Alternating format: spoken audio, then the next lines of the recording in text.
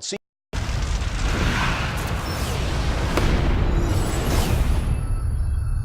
Sergei Bobrovsky and the Columbus Blue Jackets, one of those bubble teams that we're wondering between Bobrovsky and Artemi Panarin, two UFAs to be. How do they handle this? Are they buyers? Are they sellers? What's the approach if you're the Columbus Blue Jackets in 2019?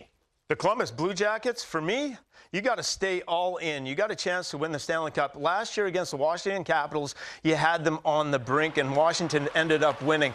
You got Panarin. That seems, if the players were not invested, but Panarin seems invested, Bobrovsky seems invested. You go take your chances, try and win a Stanley Cup, see where the pieces fall in the summer. If you do have to trade them, then you can maybe trade their rights before July 1st if you don't get the picks, but they're in a position in that Metro division that they have a chance, and Panarin's a game breaker.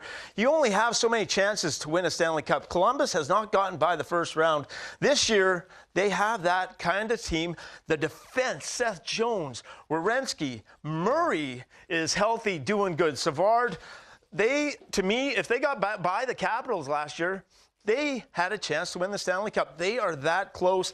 Just ride it out, see where it takes you, and then finish it off. I appreciate the point about taking the Stanley Cup champions to the brink, but that to me said more about the lack of performance of the Washington Capitals than it did about the way that Columbus was playing. I thought Washington was well short of their best game, and I think kind of proved that as the playoffs went along. For me, I'm selling those two guys. I'm jettisoning Panarin. I'm jettisoning Bobrovsky.